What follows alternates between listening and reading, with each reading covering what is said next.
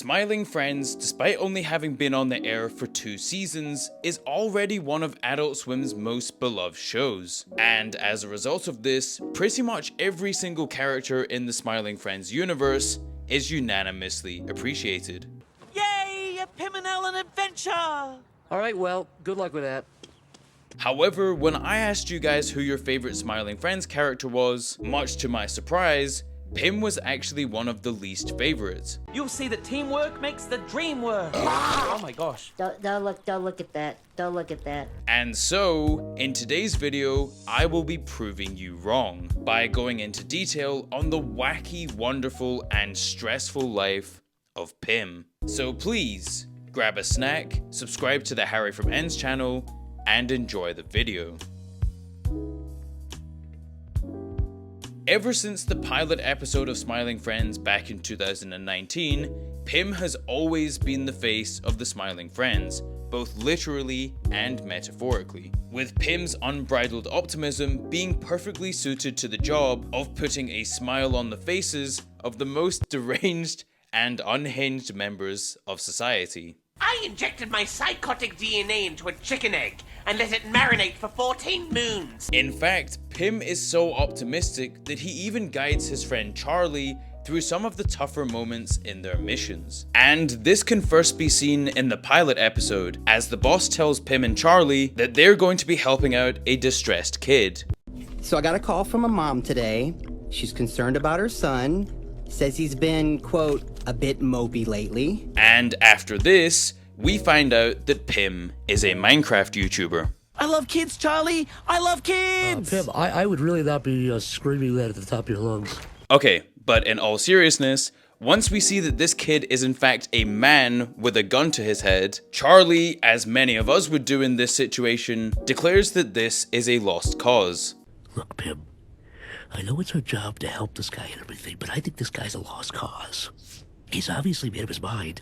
Why don't we just cut our losses and get out of here? However, Pim's never say die attitude leads to the boys taking Desmond to Daveland, where Pim shows Desmond all of the incredible roller coasters, and hey, they even get to meet Dave. The Dave toilets, Dave snow cones. Oh, and you can even meet Dave himself. Who's Dave? I don't know.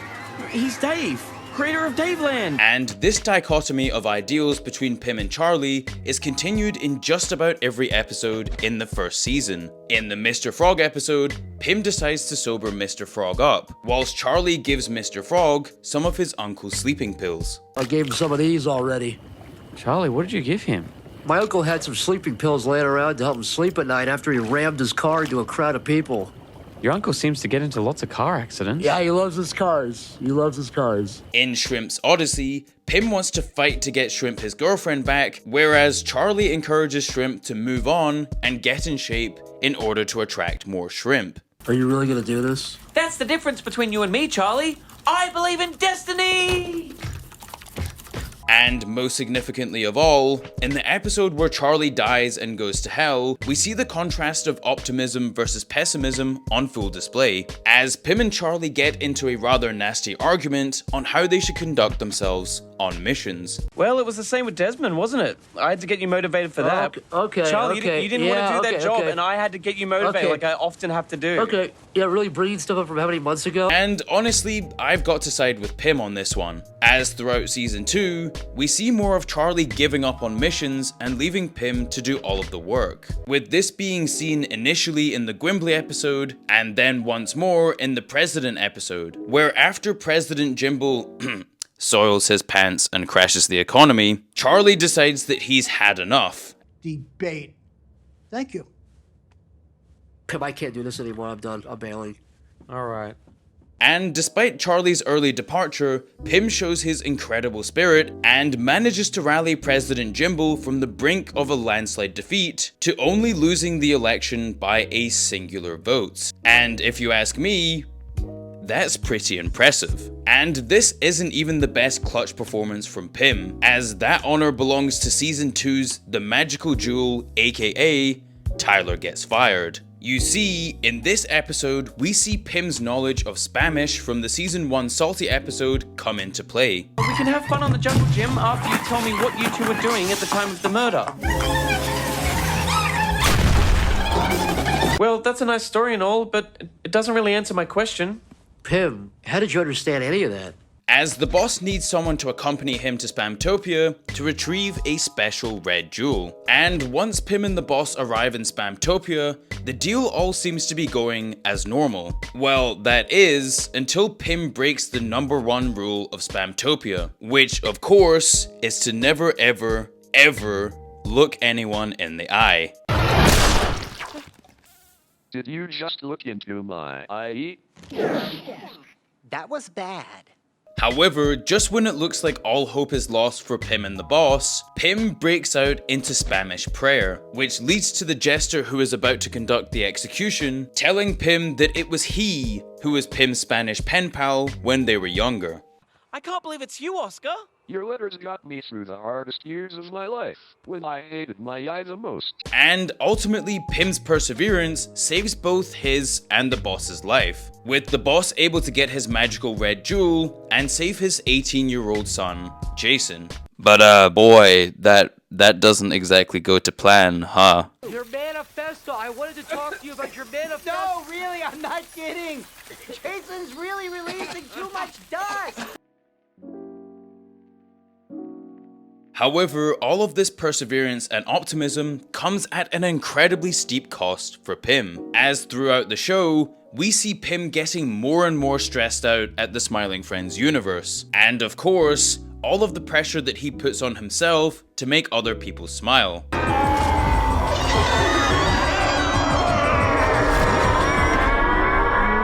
And this can initially be seen in Season 1's Enchanted Forest episode, which showcases Pim devolving into a Gollum-esque figure after Mip places heavy favoritism onto Charlie, and thus stripping Pim of his lifelong dream of being a hero in the Enchanted Forest. Perhaps one day. Oh, I love you, Daddy. Ah, I can't believe after all these years, I'm finally here. You kissed your dad on the mouth? And in Season 2, we continue to see Pim being stressed out, as during the episode in which the boss finds love, Charlie stumbles into frame in a clearly drunken state, at which point he then points a knife at Pim and states that Jumbo, a man that he just met, should be the 5th Smiling Friend. I'm telling you, man, I think this could be the 5th Smiling Friend. Jumbo, Pim, Charlie, Allen Glove, Jumbo. However, unfortunately for Pim, the stress levels only increase throughout Season 2, as President Jimble's incompetence causes Pim to nearly have a heart attack. I mean, just look at this man. He's clearly going through it.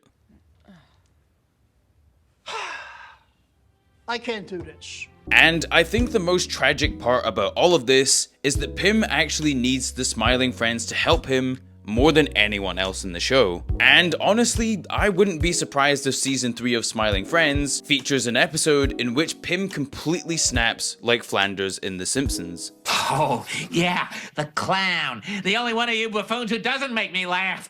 And as for you, I don't know you, but I'm sure you're a jerk. Okay, so as we know, Pim is an incredibly happy-go-lucky character in the Smiling Friends universe. And in my opinion, what makes Pim even more impressive is that seemingly nothing is going well in his life. I mean, he's in his mid-30s, hasn't got a wife or kids, and his entire family is incredibly dysfunctional. I'm trying to watch the bloody television in here! Stephen! Get in here and sit at the dinner table! Your son's home! Oh, would you shut the f*** up, woman? And I think the worst part of Pim's family is that no matter how much unconditional love he shows towards them, this love is in absolutely no way reciprocated. We don't always get along, but we sure do love each other. Pim, I genuinely hate you. I have no love for you in any shape or form. Right, babe? However, in spite of all of the challenges that Pim faces, he's still been able to battle through adversity and secure a job that he loves, which allows him to travel all around the world. Although, probably best not to talk about that Brazil trip, huh? Which hotel were we at again? Yeah, Pim, which one are we staying at? Is it super close by, or is it like a taxi drive away? Can we walk? I don't know. Why are you asking me? And it's clear to see that Pim has learned a lot from his travels, as Pim is fluent in English, Spanish, Latin, and even Spanish, with an N. Pim, hablemos así para que él no pueda entendernos. Bien pensado, Charlie Latino. I can understand you. I took Spanish in school. Oh. And Pim's multilingual status comes into play once more in the episode in which the boss finds love. As after the boss is possessed by the succubus, the Smiling Friends go to Charlie's apartment to study what this woman actually is. And during this sequence, Pim is able to use his expert knowledge of Latin in order to decipher that the boss's wife is actually the daughter of Satan. It says she emerges once every 100 years and seeks men of great power and influence and sucks their life away, eventually killing them and giving all their belongings to Satan. Gasp. And with this knowledge, Pim and Charlie are finally able to stop her in her tracks. Well, that is, aside from a small issue with the knife that Charlie bought. Charlie, this is a fake knife. What? Okay, so before I mentioned that Pim doesn't have a girlfriend or a wife. Unlike Charlie, who has his girlfriend Zoe, Alan with his many one-night stands, and Glep, who has his wonderful wife, Marge Simpson. However, this has never stopped Pim from dreaming about having the perfect life with a wife and children, with one of the first times we see this coming in season 1's Halloween episode, where after the Smiling Friends offices run out of firewood, the boss sends Pim out to retrieve some more. I should be able to do that. Wait! One more thing. Whatever you do, don't go beyond the rickety bridge. Although, this turns out to be way more than just a routine trip for Pim, as eventually he gets chased by a forest demon and has to find shelter in an abandoned cabin, at which point we see Pim desperately crave the comfort of having a loving wife and kids. Hello, wifey. Hello, Pim. I do love you. And that's where the younglings will sit and go wild with fun. Hello, my baby. Hello, Diddy Boo. Hello, Diddy Boo. However, this dream quickly becomes a nightmare for Pim once the forest demon is able to find him. And of course, panic mode sets in. What do I do? Run, Diddy Boo. Run, Diddy Boo. Run, Diddy Boo. You'll never escape. You're gonna die here, Pim. But having said that, not all of Pim's dreams of a potential future family end in such a horrific way, as the season 1 episode Shrimp's Odyssey sees Pim falling madly in love with the woman whom he believes to be Shrimpina. Could I get the number 15? Sure thing, hun. Oh my god. That's Shrimpina? And Pim even throws up when speaking to Shrimpina in an incredibly similar fashion to Stan when he's speaking to Wendy in the South Park Bigger, Longer, and Uncut movie. What do you think, Stan? And after this, Pim falls into a deep love-filled sleep in which he pictures his entire future together with Shrimpina. After this date, I'm sure Shrimpina will realize who she's meant to be with. Meant to be with. From having children to raising them and then seeing their children getting married. And of course, how could I forget? Fat Alan. However, not all of Pim's love is directed at his future wife, as Pim is incredibly generous with his kisses throughout the series, kissing Desmond, the birdies in the Halloween episode, and of course, looking like he seriously wants to make out with Charlie in the Simon S. Salty episode. Secret room! Also, something that I found really funny in season 1 is that in Shrimp's Odyssey, Pim reveals that his singular strand of hair is an exposed nerve ending. I like your hair. Oh, this old thing? Yeah, it's actually just an exposed nerve ending, but thanks. And thus, when Mr. Frog tugs Pim's hair, not only is he disregarding Pim's wishes for him not to do so, but he's also ripping directly into Pim's nervous system. So yeah, I can see why Pim let out a perfectly cut scream. And so, with all of that said, I hope you now know that Pim is actually a top tier Smiling Friend, as without him, there truly would be no Smiling Friends. And of course, let me know in the comments which character or show would you like me to make a video on next. And if you're enjoying the Harryfromends channel, make sure to subscribe and like the video. Oh, and as always, stay happy, stay safe, stay optimistic.